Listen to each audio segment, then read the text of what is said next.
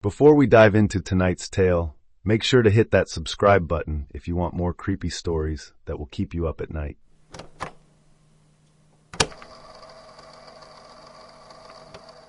It's a bone-chilling morning, and the little mountain town of Pine Ridge, Colorado, is tucked away in this tight, snow-packed valley, the kind of place where you can't see the next ridge over when the weather turns ugly. And trust me, it was ugly that day. The whole town, barely 2,300 souls, woke up to this awful, blaring noise cutting through the quiet. Every phone buzzing on nightstands, every radio crackling in kitchens, even the old TVs with their rabbit ears, all screaming the same thing at once. Attention, biological hazard warning. Remain indoors, avoid contact with affected individuals, do not attempt to leave the quarantine zone. It wasn't some glitch either. That message looped twice, loud and sharp, like a drill sergeant barking orders. Then, just as folks were rubbing sleep from their eyes, the power flickered, those little pops you hear in the walls, and everything went dark. Dead silence, except for the wind howling outside, piling snow so high it already buried the only highway out of town. That storm wasn't messing around. It'd been building for days, and now it had Pine Ridge locked in tight. Down at last call, the only bar worth a damn in this place, Jack Reeves was already up, doing his usual morning shuffle. He's this rugged guy, mid-40s, with a limp from a firefighting gig that went south years back, shattered his knee when a beam came down, ended his career. Now he's behind the bar, hands steady as he lines up whiskey bottles on the shelf, the glass clinking softly against the wood.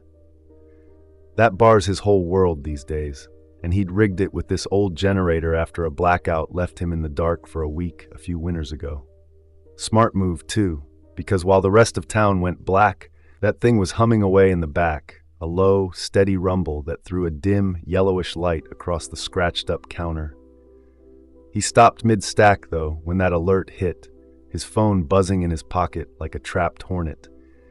He fished it out, squinting at the screen, and tried dialing his daughter, Maya, who was supposed to be home safe a few blocks away. Nothing, just a blank no signal, staring back at him. He cursed under his breath, the kind of low growl you'd expect from a guy who's seen too many bad days, and limped over to the window. Outside, the snow was coming down in these thick, heavy curtains, swirling so wild you couldn't see past the porch. It was like the world had been erased. Jack rubbed his bad leg, feeling that old ache flare up in the cold, and reached for his coat, a beat-up wool thing hanging by the door. He just yanked it on, the zipper catching halfway, when these headlights sliced through the storm like a knife. Tires crunched snow, and a cruiser skidded to a stop right out front, fishtailing a little on the ice. Sheriff Donna Walsh stumbled out, her boots slipping as she made for the door. She pushed it open with a bang, and man, she looked rough. Face pale as the snow, uniform splotched with dark, wet stains that could only be blood. She leaned against the frame, catching her breath, then hacked this awful, wet cough into her sleeve. When she pulled it away, there was red smeared across the fabric, bright and fresh. Jack froze, hand still on his coat, and stared at her. "Lock your doors, Jack," she rasped, her voice all gravel and pain, like she'd been shouting for hours. "Something's wrong out by the highway." He opened his mouth to ask what the hell she meant. Highway was miles off, and she looked half dead already, but she just shook her head, cutting him off. That cough came again, deep and rattling, and he knew she'd been hiding something bad, probably that lung cancer she never talked about. Before he could push, she turned, staggering back to her cruiser, the engine growling as she peeled off into the whiteout, taillights swallowed up in seconds. Jack stood there a minute, the bar quiet except for that generator's drone, his mind racing. He hobbled over to the door, fumbling with the deadbolt until it clicked into place, the metal cold against his fingers. Whatever Donna had seen, it wasn't good, and he wasn't taking chances. Not with Maya out there. He grabbed a broom from the corner, leaning on it like a crutch, and started sweeping the floor, just to keep his hands busy while he waited for the day to make sense. Hours crawled by, the storm getting worse, wind rattling the windows like it wanted in. By dusk, Last Call wasn't just a bar anymore. It was a damn beacon. Folks started trickling in, boots stomping snow onto the mat, voices overlapping as they crowded around tables. The generator kept the lights on, flickering a little, and the gas heater in the corner hissed as it fought the chill. Jack poured drinks, whiskey mostly, some beer, his eyes flicking to the door every few minutes. "Heard the alert," Old Man Tanner said, nursing a glass, his voice shaky. "What's it mean, Jack?" Jack shrugged, wiping the counter with a rag. "Beats me. Donna didn't look right, though. Said something's up by the pass." The place was packed, maybe 30 people, when the door flew open again, slamming against the wall with a crack. Maya stumbled in, her dark hair speckled with snow, her cheeks red from the cold. She was 16, sharp as a tack, and right now, scared out of her mind. "Dad!" she gasped, rushing to him, her sneakers squeaking on the wet floor. "Mr. Collins, he was eating Mrs. Collins in their yard. I saw it from the window. Blood everywhere like he was an animal." Jack grabbed her shoulders, steadying her, his heart thudding. The room went quiet for a second. Then folks chuckled, nervous-like. "Come on, kid," Pete Simmons called from a booth, his boxer's frame hunched over a beer. "You've been watching too many movies." Maya glared at him, shaking her head. But before Jack could back her up, the door creaked again. Sheriff Walsh was back, and she looked worse, way worse. She swayed in the doorway, her uniform soaked now, a nasty bite mark on her arm dripping red onto the floorboards. It wasn't fresh. It'd been there a while, probably from something she'd tangled with out near the pass hours ago. "Stay back," she tried to say, but her voice broke into another cough, and she crumpled to her knees, shaking like a leaf. Jack started toward her, but she seized up right there, arms twitching, head jerking back.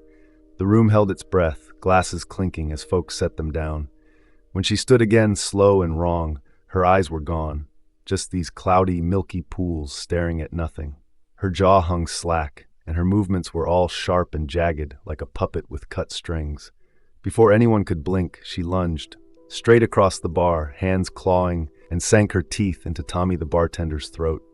Blood sprayed, hot and coppery, hitting the counter as Tommy screamed, a gurgling sound that died fast. People bolted, chairs scraping, bottles smashing.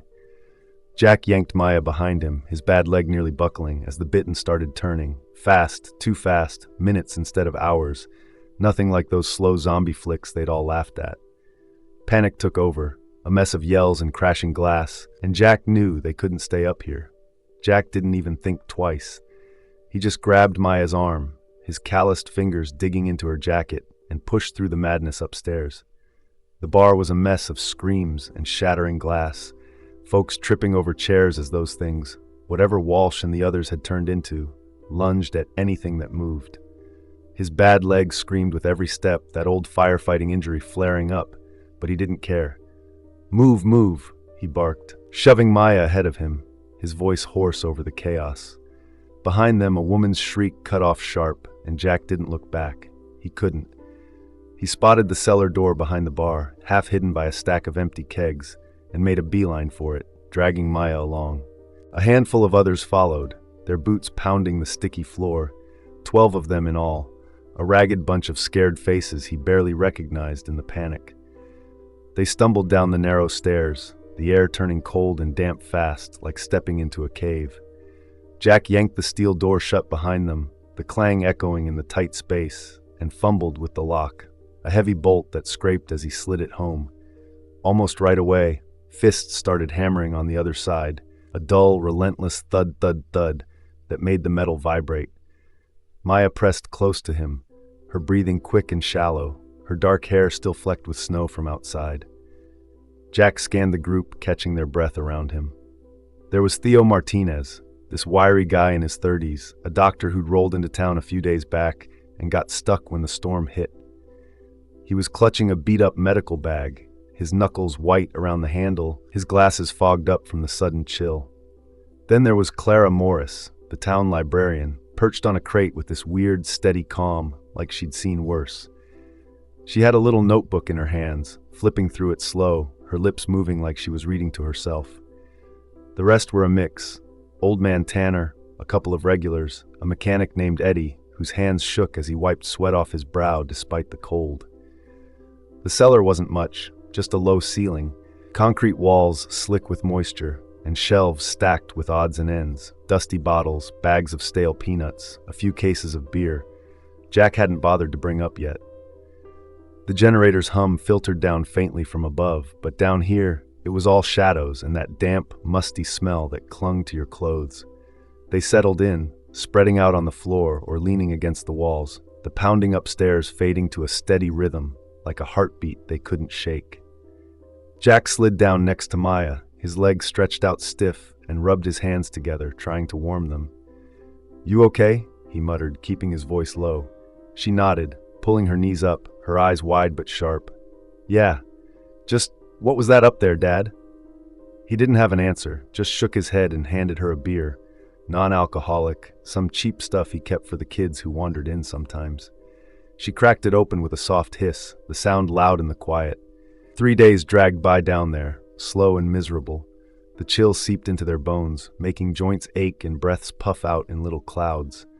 They rationed what they had, those peanuts, crunchy and tasteless, and warm beer that nobody really wanted but drank anyway. Jack kept count in his head, marking time by the way the light from a single flickering bulb danced on the walls.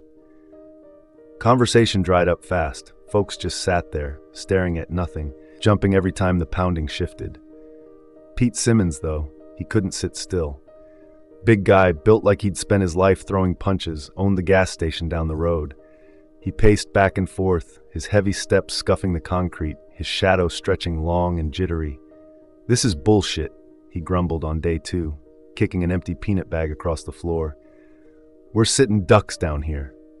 Jack watched him, hands flexing on his knees, not liking the edge in Pete's voice. By day 3, Pete's temper boiled over. He stopped pacing, his broad shoulders hunched, and glared around the room. "Someone's hiding a bite. I know it," he snarled, his voice bouncing off the walls. He zeroed in on Eddie, the mechanic, who'd been fidgeting with a loose thread on his jacket. Pete lunged, grabbing Eddie's collar with both hands, yanking him up so hard his feet dangled. "Show me your arms, huh? You think we're all stupid?" Eddie yelped, flailing. "I ain't bit, Pete, I swear." The rest of them scrambled to their feet, shouting over each other, Theo yelling for calm, Clara snapping her notebook shut with a loud slap. Jack pushed up, his leg protesting, and started toward them, but it went south fast. Pete's sleeve caught on a shelf as he shoved Eddie back, tearing wide open, and there it was, a nasty, oozing bite on his forearm, the skin around it gray and puckered. He froze, staring at it, his breath hitching. The room went dead quiet, all eyes on him. Pete's face crumpled, and he sank to his knees, hands shaking. "I didn't mean it back then," he said, voice cracking like a kid caught in a lie. "That guy at the bar crippled him over a spilled drink. Tell him I'm sorry, somebody, please." Jack's gut twisted. He remembered that night years ago, Pete's fists flying, blood on the floor. Before anyone could move, Pete's head snapped back, a low growl rumbling out of him as the infection took hold. He lunged at Eddie, teeth bared, and Jack didn't think, he just reacted. He snatched a broken pool cue leaning against a crate, the splintered end rough in his grip, and swung it hard. It caught Pete square in the temple, then punched through with a sickening crunch, blood spraying hot across Jack's hands. Pete dropped, heavy and still, his big frame sprawled out like a fallen tree. Jack stumbled back, the cue clattering to the floor, his chest heaving. He'd never killed anyone before, not in all his years pulling people from fires, and the weight of it hit him like a truck. Nobody said a word for a long minute, just the drip of water somewhere in the corner and the faint thuds from upstairs. Maya scooted closer to him, curling up by a vent where cold air trickled in, her jacket pulled tight around her. She stared at Pete's body, then up at Jack, her voice barely a whisper. "They're slower down here, Dad. The cold, it's slowing them." He nodded, wiping his hands on his jeans, the blood sticky and dark, and crouched beside her. The air from the vent was sharp, biting at his face, and he listened hard. Those thuds above sounded heavier, less frantic. Maybe she was onto something. He put an arm around her, the damp concrete cold through his pants, and glanced at Theo, who was already digging in his bag, muttering about bandages like he could fix this mess. Clara just sat there, scribbling again, her pen scratching steady as ever, like she knew something the rest of them didn't. They stayed like that, huddled and waiting, the cellar walls closing in a little tighter with every hour. Jack kept his eyes on that steel door, the pounding a constant reminder of what was waiting, and wondered how long they could hold out before something else gave. Jack snapped awake in the cellar, his heart kicking hard against his ribs like someone had shaken him out of a bad dream. The air was colder than it should have been, a sharp little draft slicing through the damp stillness, tugging at the edges of his coat.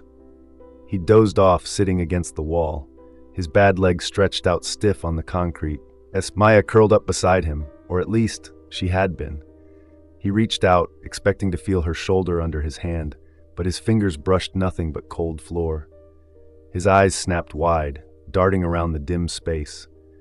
That single bulb overhead flickered, throwing jittery shadows across the shelves and the huddled shapes of the others. Theo snoring softly over his medical bag, Clara hunched over her notebook, the rest sprawled out like they'd given up. But Maya, her spot by the vent was empty, her jacket gone. "Maya?" he whispered, voice rough from sleep, barely loud enough to stir the air. No answer. Just the faint drip of water somewhere and that damn pounding from upstairs, slower now but still there like a clock ticking down. He pushed himself up, grunting as his knee popped, the ache radiating up his thigh. His hands were still sticky from Pete's blood dried into the creases of his knuckles, and he wiped them on his jeans as he scanned the cellar again. The steel door was still locked tight, the bolt gleaming dully in the light. No way she'd gone up there. But that draft, it was coming from somewhere. He shuffled toward the vent where she'd been sitting, his boots scuffing the floor, and felt the air hit his face, crisp and biting, like it was leaking in from outside. He crouched, wincing as his leg protested, and ran his fingers along the wall. There, a loose panel, just a thin sheet of wood tucked behind a stack of crates, wobbling under his touch. He pried it open with a creak, the nails groaning as they gave, and squinted into the darkness beyond. A tunnel stretched out, narrow and rough, the kind of thing you'd expect from back when Pine Ridge was a speck on a bootlegger's map. Prohibition era, maybe, carved out to sneak whiskey past the law. It smelled like wet earth and old rot, and that cold breeze was rolling right through it. Jack didn't hesitate. He grabbed a flashlight from a shelf, one of those heavy mag lights he kept for late-night inventory, and clicked it on.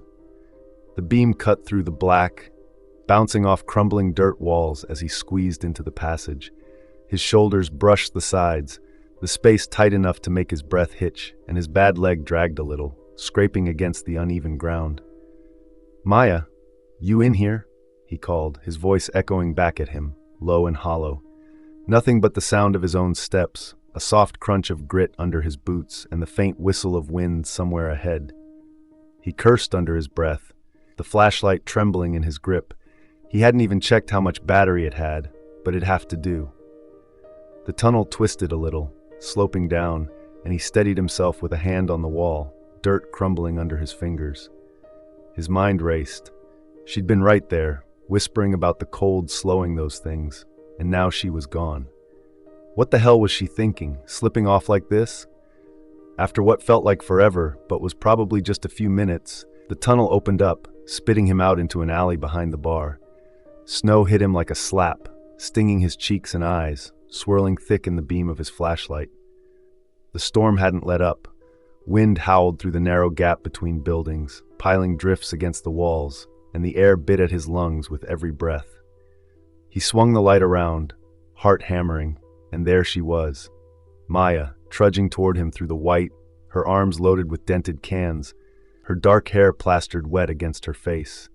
She was shivering hard, her teeth chattering loud enough he could hear it over the wind, but she was alive. "Dad!" she called, her voice small against the storm, and stumbled forward, nearly dropping a can of peaches that rolled into the snow. Jack limped over fast as he could, the flashlight beam bouncing, and caught her elbow before she went down. "What the hell, Maya?" he snapped, relief flooding through him so sharp it almost hurt. He pulled her close, wrapping an arm around her shoulders, feeling her shake against him. She smelled like snow and sweat, and her jacket was soaked through. "Found a store a block over," she said, her words tumbling out between shivers. Back door was open, nobody there, just stuff on the floor. "Got these." She shifted the cans in her arms, a couple of soups and some beans clanking together, then fumbled with her camera, pulling it from her pocket. The screen glowed blue as she flicked it on, her cold fingers clumsy on the buttons. "Look at this, Dad," she said, holding it up so he could see. Jack leaned in, squinting at the tiny display, the wind tugging at his coat. The photos hit him like a punch. There they were, those infected townsfolk, standing out in the blizzard like statues, their gray skin coated with frost, arms limp at their sides. One shot showed a cluster of them near the town's backup generators down by the old mill, their heads tilted toward the faint hum of machinery, like moths drawn to a porch light. The snow had piled up around their legs, locking them in place, and their eyes, those cloudy, dead eyes, stared straight ahead, unblinking. "They're not moving out there," Maya said, her voice steadier now, but still shaking from the cold. "Not until it warms up. It's like the freeze is holding them."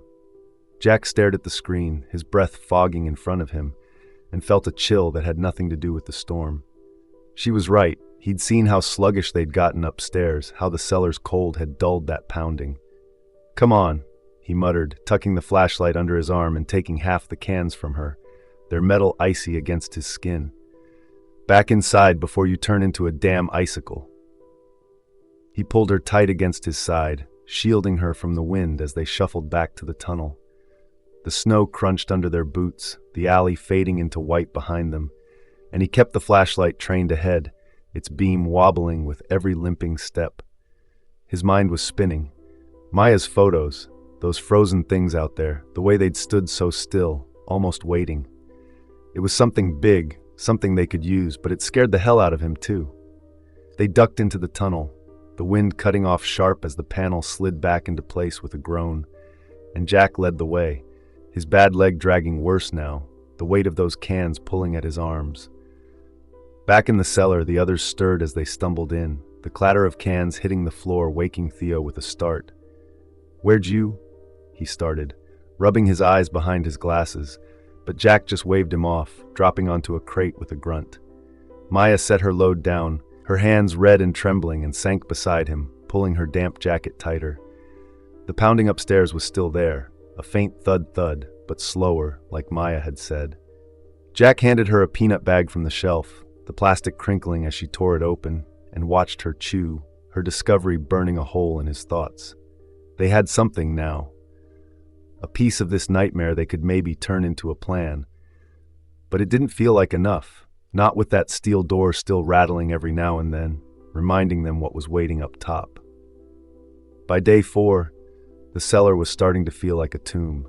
The peanuts were gone, nothing left but a few empty bags scattered across the concrete, and the last warm beer had been split between them the night before, leaving a stale taste in Jack's mouth he couldn't shake.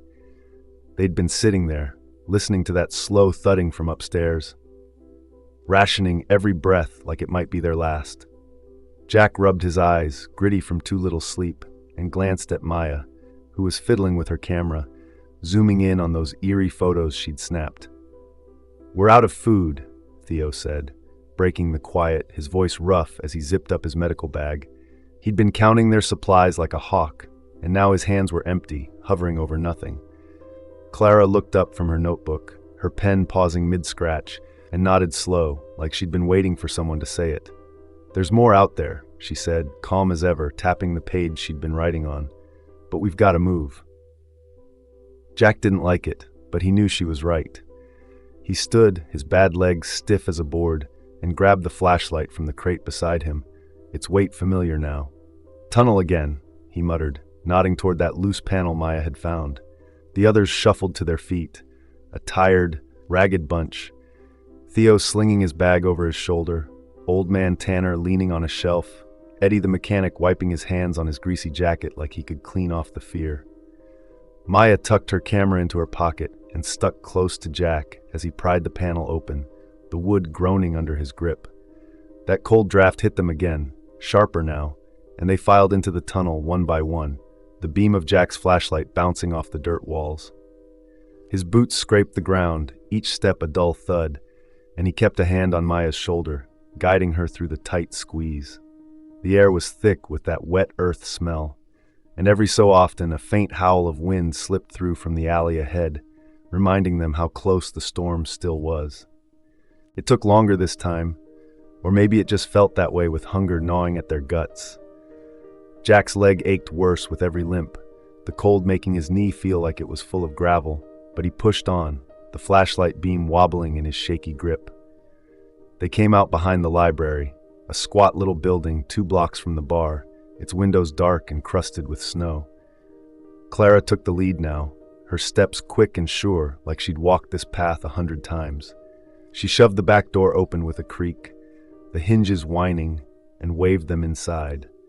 The place smelled like old books and dust, a sharp contrast to the tunnel's damp rot. Shelves loomed around them, packed with paperbacks and hardcovers, their spines faded from years of hands flipping through. Clara didn't stop. She marched straight to her desk in the corner, a sturdy oak thing piled with stray pencils and a chipped coffee mug. "Down here," she said, crouching to tug at a rug underfoot. Jack stepped closer, shining the light, and saw it.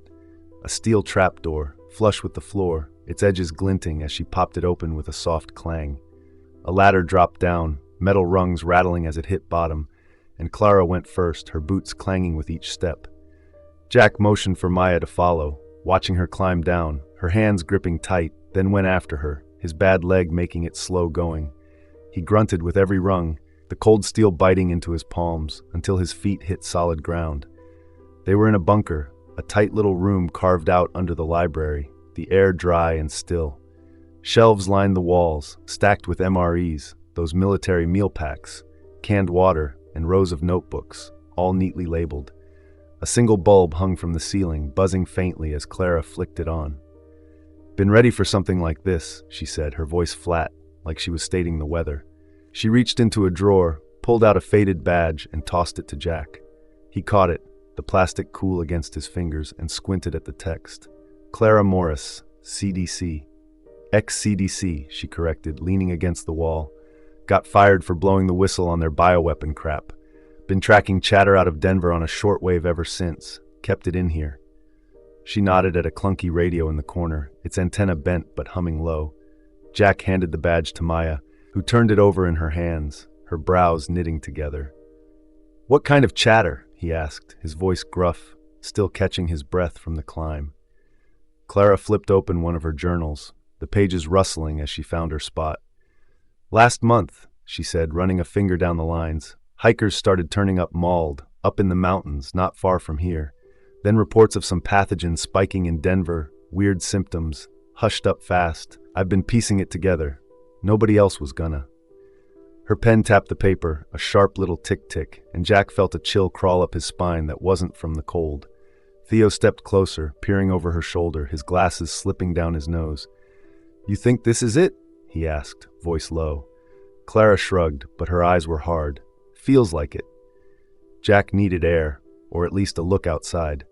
"Stay here," he told Maya, handing her the flashlight, and climbed back up, his legs screaming with every step. He pushed the trap door open, the library's quiet swallowing him again, and limped to the front window. Snow still fell, lighter now, piling up against Walsh's cruiser parked crooked across the street.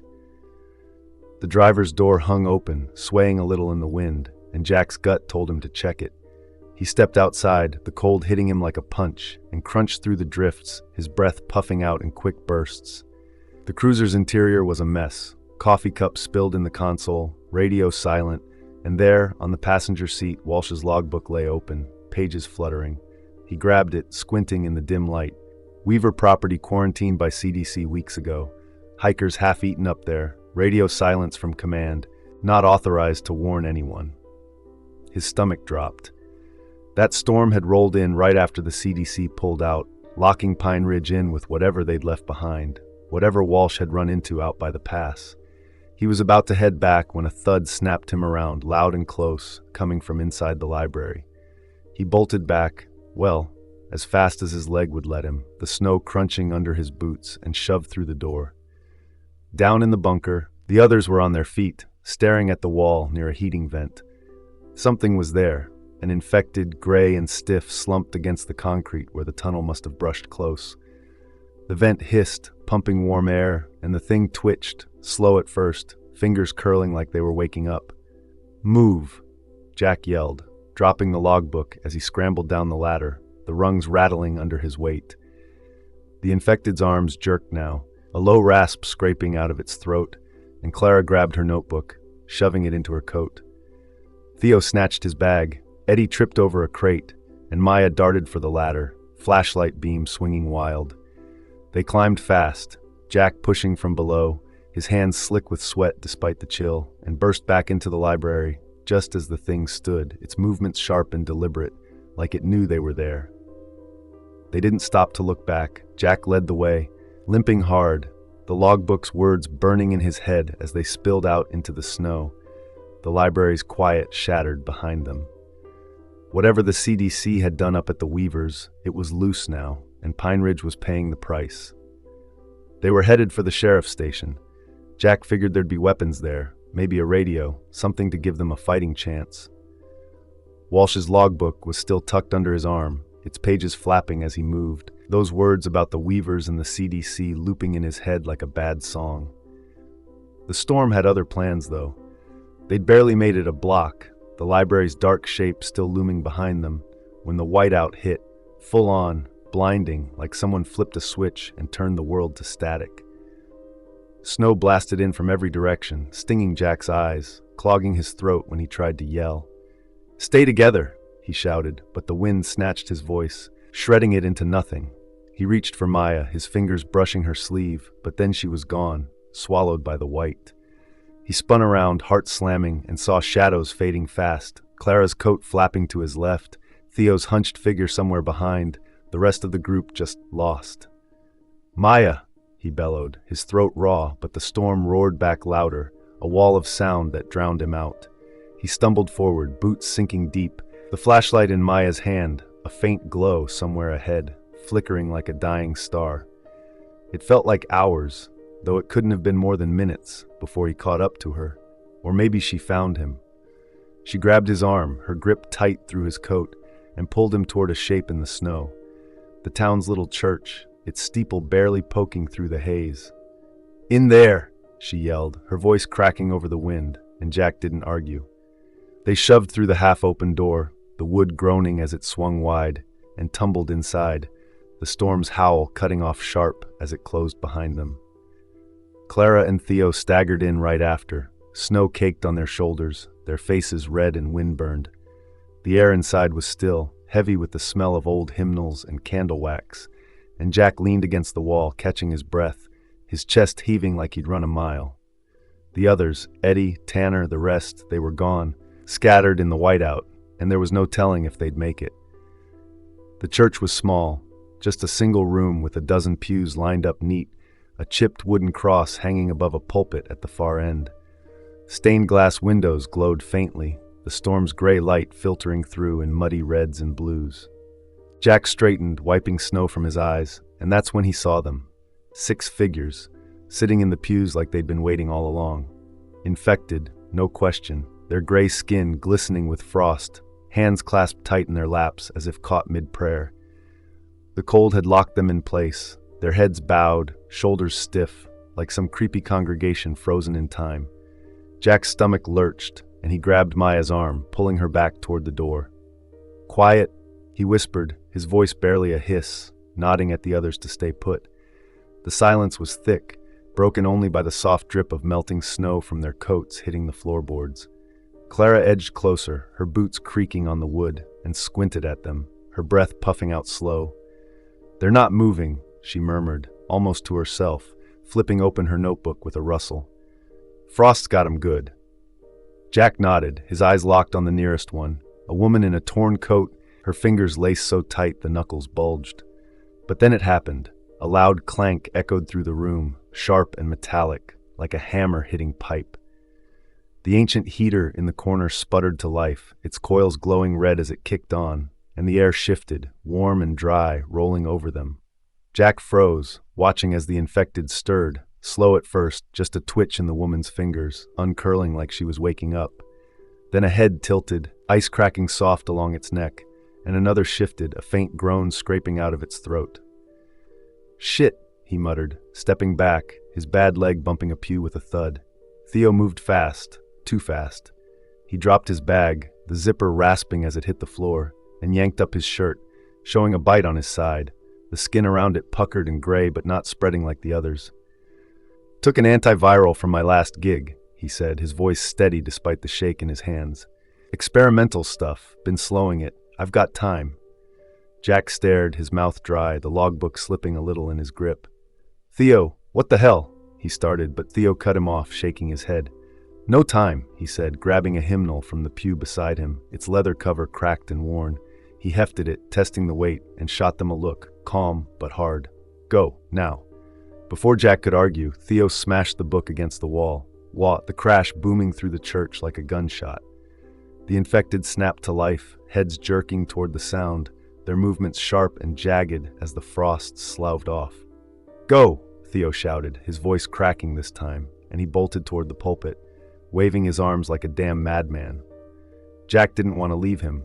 Every instinct screamed to grab the guy and run, but Maya was already pulling at his sleeve, her eyes wide. Dad, come on, she hissed, and Clara was halfway to the door, her coat flapping. The infected were up now, stumbling out of the pews, their boots scuffing the floor, that awful rasping filling the air. Jack turned, shoving Maya ahead of him, and limped for the exit, his heart pounding so hard he could feel it in his throat. He made it to the threshold, the storm's cold blasting in, and glanced back, just one stupid second. Theo was surrounded, clawing hands grabbing at his jacket, pulling him down. He stumbled, swinging the hymnal wild, and caught Jack's eye one last time. Jack, he said, soft but clear, before they swarmed him, his glasses hitting the floor with a clink. Then those milky eyes locked on nothing, and he was gone, turning right there, one of them now. Jack cursed, loud and raw, and pushed out into the snow, the door slamming shut behind him with a bang. Maya grabbed his hand, her fingers cold and trembling, and Clara trudged ahead, her notebook clutched tight. The whiteout swallowed the church's shape fast, the wind howling like it was laughing at them, and Jack kept moving, his bad legs sinking deep with every step, Theo's last word echoing in his ears. They had to get to that station. Had to.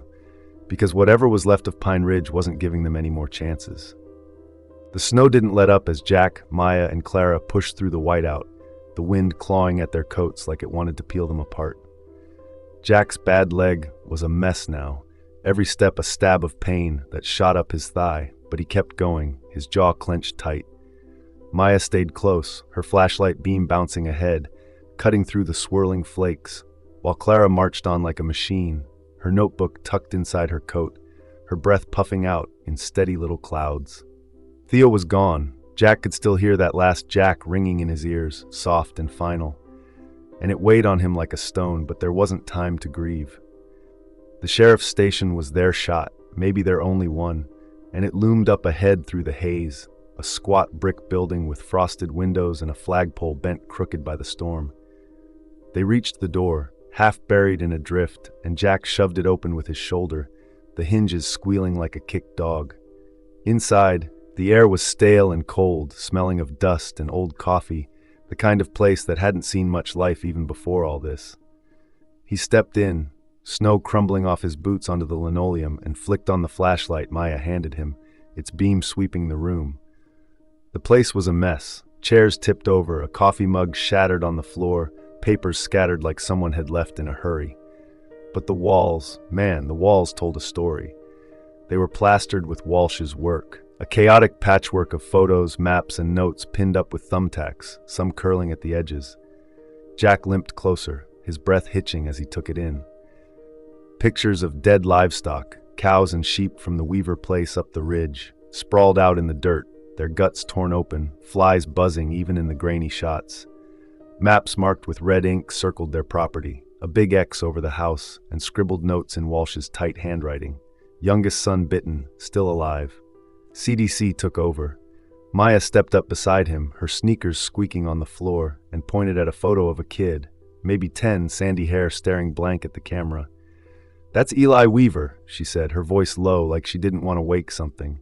Clara brushed past, her coat rustling, and stopped at a desk where a radio sat, its antenna bent but humming faint. She twisted the dial, static crackling loud in the quiet, and caught a voice, weak, cutting in and out.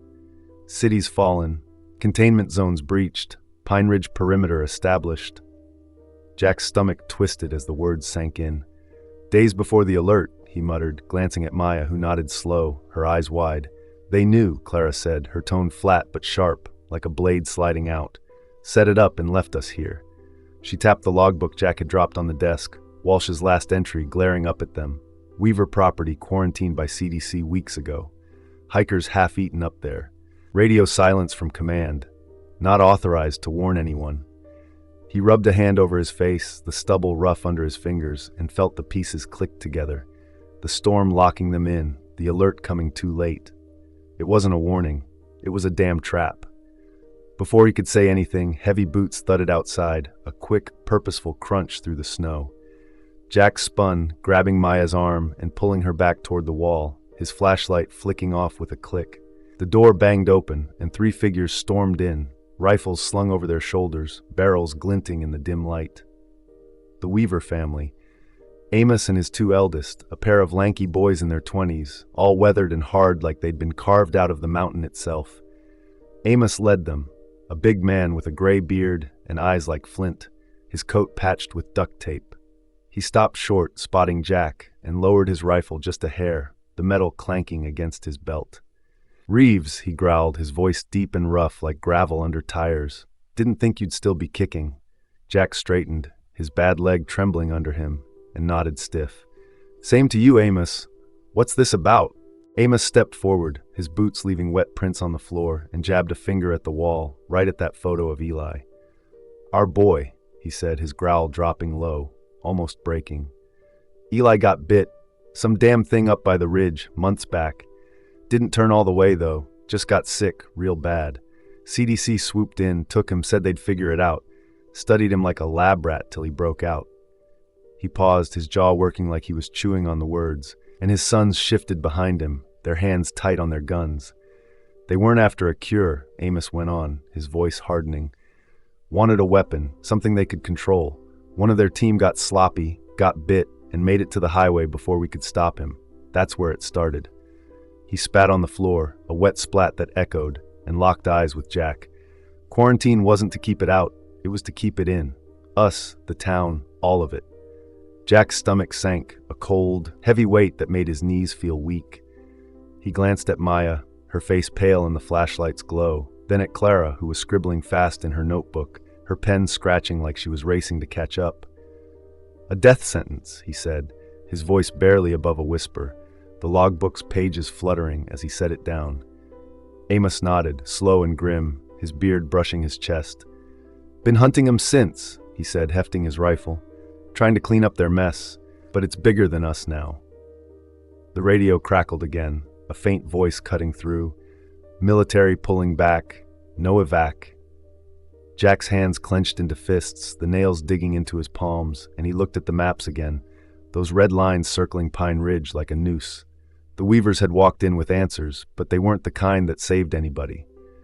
The room went quiet, just the hum of the radio and the wind rattling the station's windows, snow tapping against the glass like impatient fingers. Jack limped over to a chair, sinking into it with a groan, his leg throbbing as he stretched it out. Maya sat beside him, her flashlight clicking off to save the battery, and Clara kept writing, her pen scratched, the only steady thing left. Amos and his boys stood there, rifles loose but ready, their shadows stretching long across the floor. Whatever came next, Jack knew they weren't out of it, not by a long shot, and the weight of that truth settled over them like the storm outside, cold and unrelenting. Then it changed. Jack noticed it first, a soft drip-drip hitting the floor near the window, water pooling under the sill. He glanced up, squinting through the cracked glass, and saw the snow outside starting to glisten, wet and slick like it was sweating. "Warm front," Clara said, not looking up from her notes, her voice flat but sure, like she'd been tracking the weather in her head. She was right. The wind wasn't as sharp now, the flakes turning slushy, melting as they hit the panes. Jack pushed up from the chair, his leg groaning with him, and limped over to get a better look. Through the haze, he could see shapes across town, those frozen infected they'd spotted in Maya's photos, standing like statues in the streets, the yards, the parking lots. Only now, they weren't still. Their limbs twitched, jerky little spasms at first, like puppets waking up after a long sleep. An arm here, a head tilting there, all moving together like some signal had flipped on. Jack's breath caught, fogging the glass, and he stepped back, his boots squeaking on the wet floor. "They're moving," he said, voice low, glancing at Maya. Out there. Look." She hopped off the desk, her sneakers thudding soft, and joined him, pressing her face close to the window. Her eyes narrowed, sharp as ever, taking it in. The way those things jerked awake, their gray skin glistening as frost turned to water, dripping off them like they were thawing meat. "The cold was holding them," she muttered, almost to herself, then turned back to the desk where Walsh's logbook and photos sat scattered. She grabbed a stack of the confiscated pictures, grainy shots Walsh had snagged from who knows where, and started flipping through them, her fingers smudging the edges. Jack followed her, leaning over her shoulder, the logbook still tucked under his arm. The photos were rough, early victims taken weeks back, their bodies sprawled out in snow or dirt, flesh rotting fast, peeling off in chunks like they'd been left out too long. One showed a guy's arm, the skin sloughing off to bone after what Walsh's note pegged as a month. "It's a life cycle," Maya said, her voice low, steady, but with an edge that made Jack's skin prickle. She tapped a photo, her nail clicking against it. "These ones, they fall apart after a while, maybe 30 days. But look here." She slid another picture out, a newer one, the body still intact, gray but solid, no rot. The newer ones, they're holding together longer. Something's changing. Jack stared at the images, his gut twisting as he traced the difference. The old ones crumbling like wet paper, the fresh ones looking almost preserved. He rubbed the back of his neck, the stubble there rough under his fingers, and glanced at Clara, who'd stopped writing to listen. "What's that mean?" he asked, his voice gruff, like he didn't really want the answer. Clara shrugged, closing her notebook with a soft snap, but her eyes flicked to Amos, who'd stepped closer, his big frame casting a shadow across the desk. He'd been quiet, just watching, but now he nodded slow, his beard brushing his chest, his hands tightening on his rifle. "Eli's strain," he said, his growl low and heavy, like it hurt to say it. "It's different. He didn't turn like the rest, got bit, got sick, but stayed him mostly. CDC figured it was special, something they could use. Now he's out there, leading them." Maya's head snapped up, her dark hair falling into her eyes, and she pushed it back with a quick swipe. "Leading them?" she asked, her voice sharp, like she couldn't believe it. Amos nodded again, his jaw working like he was chewing on something bitter. "Seen it myself," he said, stepping over to the window, his boots thumping heavy. He pointed out into the slush, where those twitching shapes were starting to shuffle, slow but deliberate. "Up by the ridge, before the storm locked us in.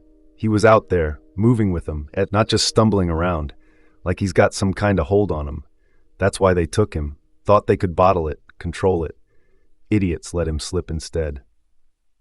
His sons shifted behind him, one kicking at the floor, the other muttering something under his breath, but Amos didn't flinch, just stared out at the town like he could see his boy through the haze. Jack sank back into the chair, the wood creaking under him, and ran a hand through his hair, damp from melted snow. "So it's not just spreading," he said, piecing it slow, his voice rough with the weight of it. "It's evolving?" Clara nodded this time, stepping over to the radio, her coat rustling as she turned the volume up a notch. The static crackled, then cleared just enough to catch a fragment. Reports of coordinated movement, containment failing. She clicked it off, the silence hitting hard, and looked at Jack. "Eli's strain, whatever it is, it's not breaking down like the first wave. It's adapting, and if Amos is right, it's got a mind behind it." Maya set the photos down, her hands trembling just a little, and glanced at Jack, her eyes searching his face like she wanted him to say it wasn't true. But he couldn't.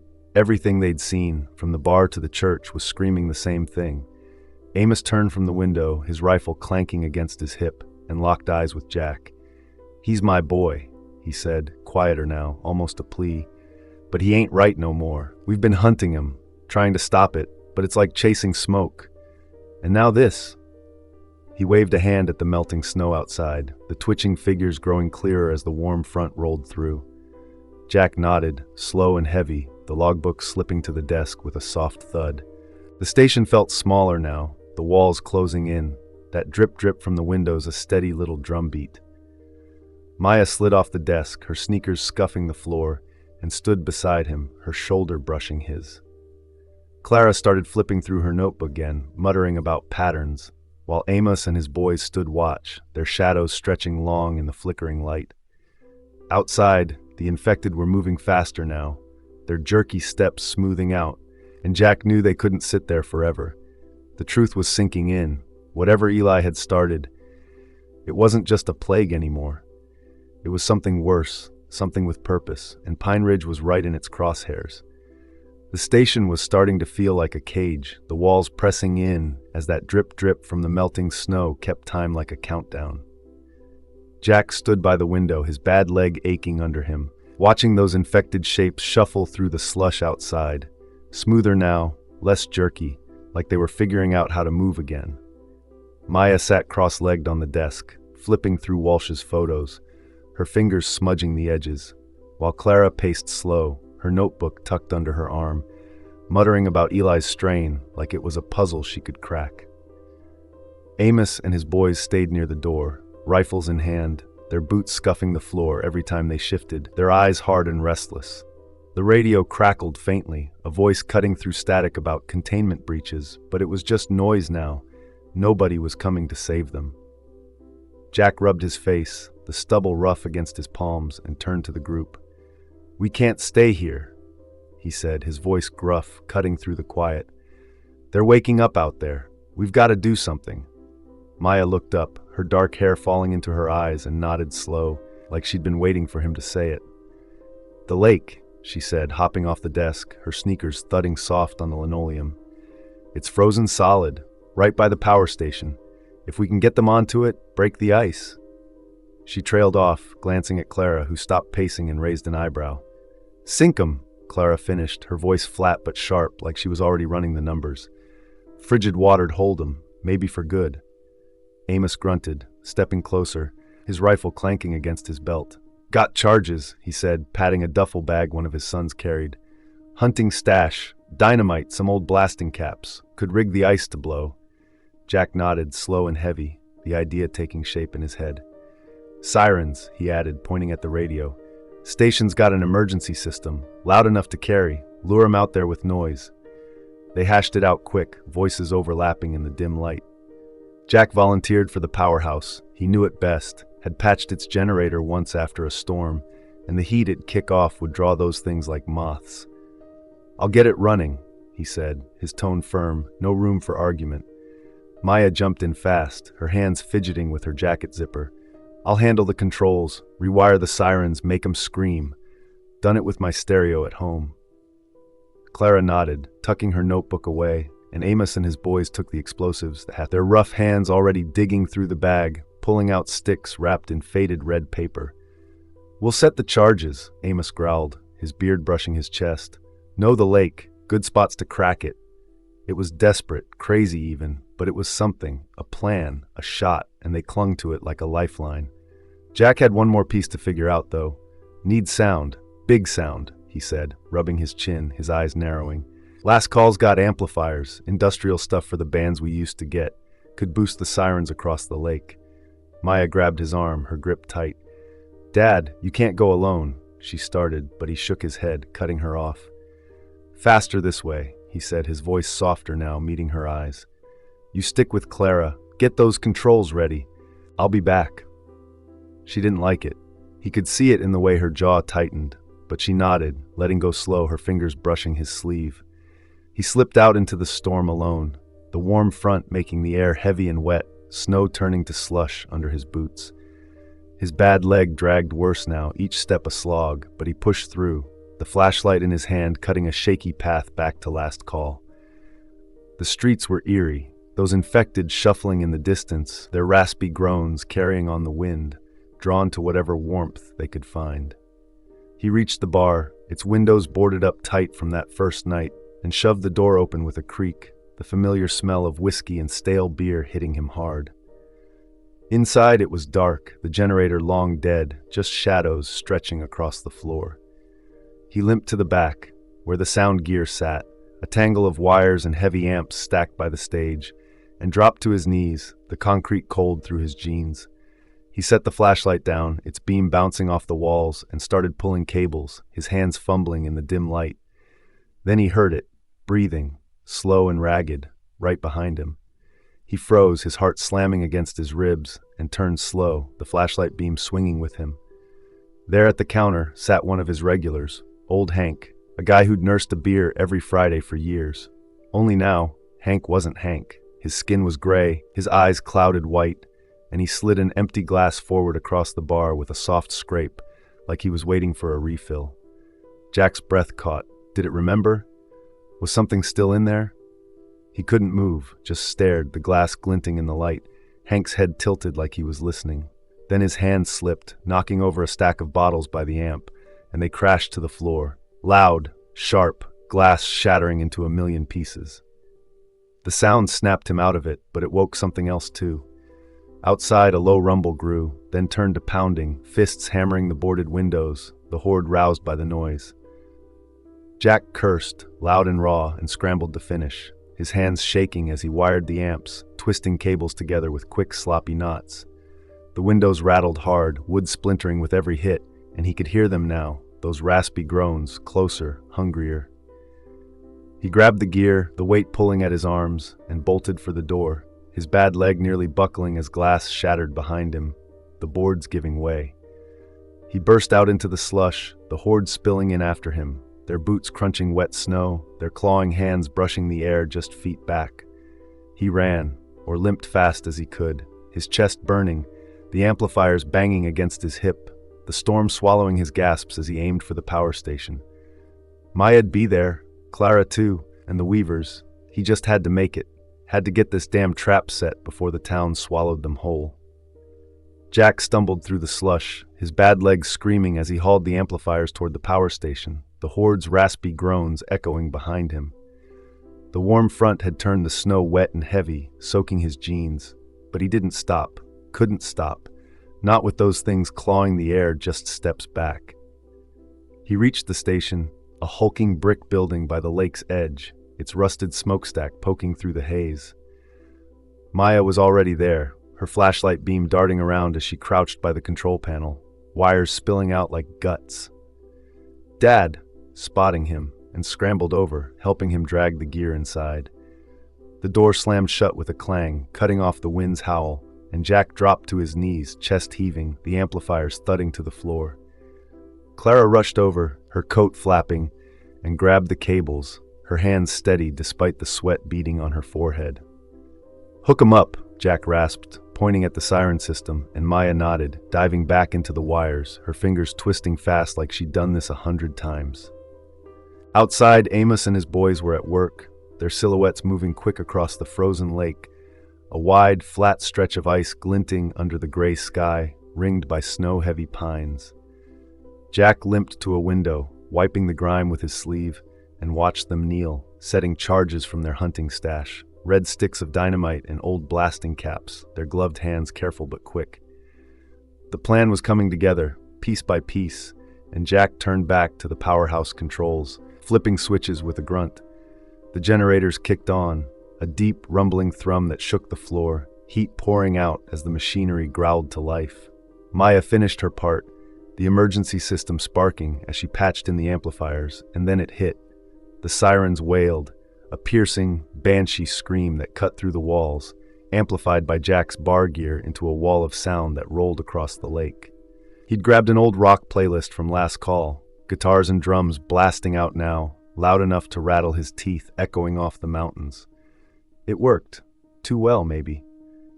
Jack pressed his face to the window again, the glass cold against his cheek, and saw them coming. Infected poured out of every corner of town, hundreds, maybe more, lurching through the slush, their gray bodies jerking toward the noise. They hit the ice, boots and bare feet crunching the frozen surface, a sea of clouded eyes and clawing hands drawn to the sirens like moths to a flame. Jack's breath fogged the glass, his heart pounding as he counted 10, 50, 100, stumbling over each other, piling up in the center of the lake. But then he saw it. Some held back, not rushing blind like the rest. Smarter ones, their movements sharp and deliberate, circling the edges with purpose. A chill ran down his spine, and he glanced at Maya, who'd climbed onto a crate to watch, her flashlight tucked under her arm. "They're not all going," she said, her voice tight, pointing at a group breaking off, heading their way. Jack squinted through the haze and cursed under his breath. Leading that pack was Walsh, or what used to be her. Her sheriff's hat still sat crooked on her gray scalp, her uniform torn but hanging on, and she moved with a focus the others didn't have, her milky eyes locked on the station. "She's hunting us," Jack muttered, grabbing a wrench from the floor, his knuckles white around it. Maya jumped down, her sneakers squeaking, and darted back to the controls, checking the wires like she could make the sirens scream louder. Clara stayed calm, her hands steady on the panel, keeping the sound alive, but her jaw was tight, her eyes flicking to the door as those boots crunched closer outside. Out on the lake, the weavers were ready. Amos waved his arm, a sharp signal, and his boys lit the fuses, little sparks flaring bright against the ice. The first charges blew, a thunderous crack that shook the station windows, jagged lines splitting the frozen surface like broken glass. Half the horde went down, splashing into the black water below, their rasps cutting off as the cold swallowed them. But it wasn't enough. Only half the charges fired, the ice still holding in spots, the rest of the infected staggering on. Amos cursed loud enough Jack heard it through the glass, his voice raw, and then he froze, staring at something in the crowd. Jack followed his gaze. There, among the smarter ones still on the ice, was Eli. Pale and watchful, his jawline twisted but familiar, his sandy hair matted with frost. He didn't lurch like the others, just stood there, his head tilted, like he was waiting. "Eli!" Amos yelled, his shout cracking over the sirens, and he bolted onto the ice. His big frame slipping as he clutched the backup detonators, little black boxes with wires trailing. His sons yelled after him, their voices lost in the noise, but he didn't stop, charging toward his boy. Jack watched, his breath hitching as another figure moved. Theo turned now, his glasses gone, his jacket shredded. He lunged at Amos, teeth bared but paused, his milky eyes flickering, like some piece of him remembered. Amos seized the moment, his hands shaking as he jammed the detonators into the ice, his growl turning to a sob. "Forgive me, son," he rasped, and hit the trigger. The blast roared, a deafening boom that shook the station, the ice collapsing in a thunderous plunge, Amos, Eli, and hundreds of infected sinking into the frigid depths, water splashing high as the lake swallowed them whole. Inside, the sirens faltered, the sound stuttering as Walsh's group reached the door, their fists pounding the metal with a dull thud-thud. Clara stayed at the controls, her hands locked on the levers, manually holding the whale alive even as the horde closed in. "Clara, move!" Jack yelled, limping toward her, but she shook her head, her voice low and bitter.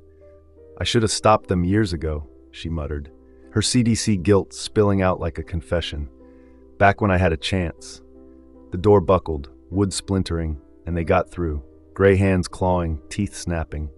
Clara didn't flinch, just kept the sirens going as they swarmed her, her last gasp lost in the noise as teeth found her flesh. Jack grabbed Maya, yanking her back, his bad leg nearly giving out as he shoved her toward a side exit. The station was done. Walsh's hat tipped as she turned their way, her group breaking off to follow, the trap half finished but still echoing across the lake. They burst out into the slush, the cold air hitting hard, and ran, or stumbled, toward whatever was left, the wail of the sirens fading behind them as the town burned itself out. Weeks had crawled by since the lake, and what was left of Pine Ridge felt more like a ghost town than anything worth saving. Jack, Maya, and 5 others, a battered handful who'd made it through the chaos, huddled back in the sheriff's station, the only place with walls still standing. The air inside was thick with dust and the sour tang of sweat. The windows cracked and smeared with slush that frozen over again as the warm front faded. Jack sat on the floor, his back against a desk, his bad leg stretched out stiff, the ache in it a constant nag he'd stopped noticing. Maya perched beside him, her knees pulled up, picking at the last scraps they'd scrounged, half a granola bar from Clara's bunker, split 7 ways, and some stale crackers Eddie had found in a drawer. The others sprawled around them. Eddie the mechanic, chewing slow like he could make it last, Old Man Tanner coughing into his sleeve, and 3 more, 2 bar regulars and a woman named Beth who'd barely spoken since the church. They rationed every bite, passing a dented canteen of water around, the slosh of it loud in the quiet. The station was a wreck. Walsh's maps still hung crooked on the walls, curling at the edges, the radio silent now, its battery dead days ago. Jack rubbed his hands together, the cold seeping through the cracks despite the pile of coats they'd stacked by the door to block the draft. "How long we got?" Eddie asked, his voice hoarse, breaking the stillness. Jack shrugged, glancing at the crumbs on the floor. "Day, maybe 2, he said, his tone flat, like he'd run out of hope to give. Maya looked up, her dark hair tangled and greasy, and forced a small smile. "We made it this far," she said, quiet but firm, like she was trying to convince herself too. Jack nodded, resting a hand on her shoulder, feeling the thinness of her jacket under his fingers. They'd lost so much, Theo, Clara, Amos, the Weaver's boys, but they'd held on, scraping by on whatever they could find, waiting for something to break. Then it came, a low rumble at first, faint over the wind, growing into a steady thump-thump-thump that shook the walls. Jack pushed up fast, his leg protesting with a sharp twinge, and limped to the window, brushing frost off the glass with his sleeve. "Choppers," he said, squinting into the gray sky as black shapes descended, their blades slicing through the haze. Military helicopters, 3 of them, kicked up snow as they landed hard in the lot outside, engines roaring loud enough to rattle his teeth.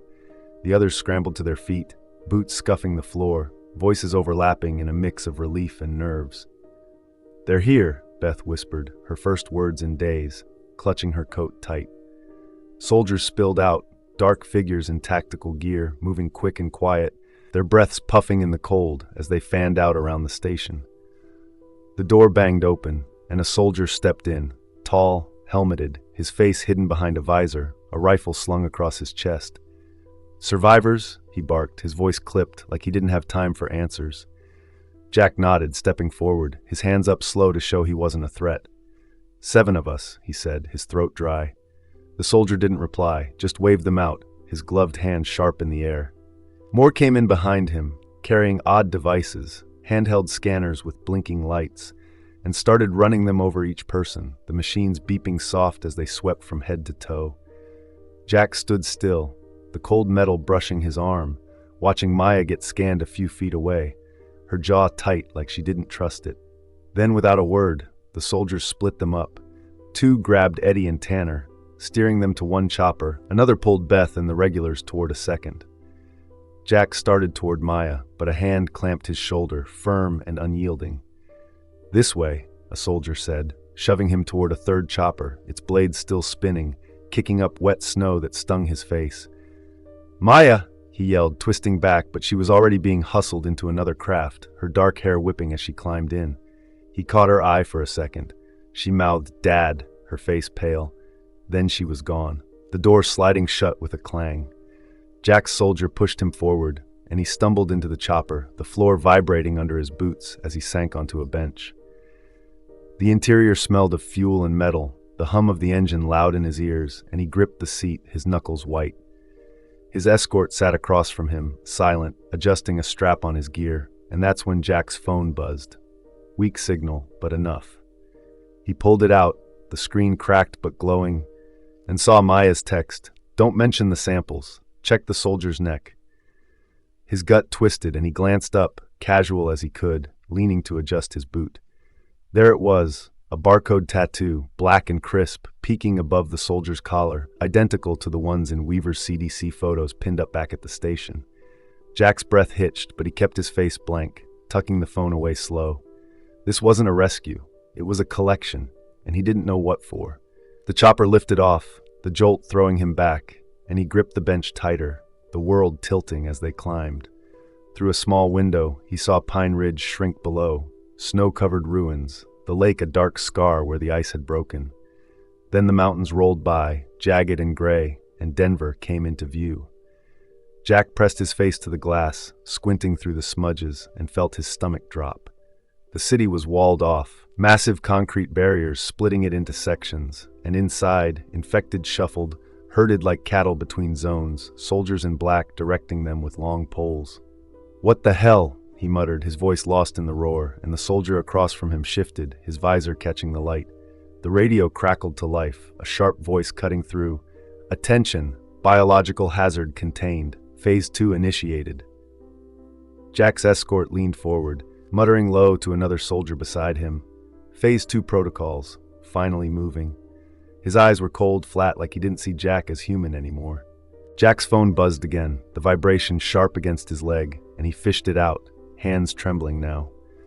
Maya's final text loaded slow, a blurry photo attached. The lake shot from above. Maybe she'd snapped it as her chopper took off. Under the ice, shapes moved. Hundreds of infected, their eyes open wide, staring up in a perfect spiral, mouths agape like they were screaming underwater. The message read, "They're not dead, they're signaling." Jack stared at the screen, the chopper's hum fading to a dull drone in his ears, dread coiling tight in his gut. He zoomed in, his thumb slipping on the cracked glass, and saw it clearer. Their heads tilted, their bodies aligned, like they were calling something, waiting for it. The lake hadn't killed them, it trapped them. And now they what? Planning? He glanced out the window again, Denver's walls sliding past, and back at the soldier's barcode, the pieces slamming together. Whatever they'd fought in Pine Ridge wasn't over. It was just the start, and these choppers weren't taking them to safety. They were part of something bigger, something the CDC had kicked off and lost control of. The chopper banked hard, the mountains blurring outside, and Jack clutched the phone tight, Maya's words burning in his mind. He didn't know where they were going, didn't know what Phase 2 meant. But that spiral under the ice, that silent, underwater signal, told him one thing: they hadn't won. They just bought time, and whatever was coming next was already awake. Thanks for watching. Don't forget to subscribe for more creepy stories. Stay safe, and see you in the next nightmare.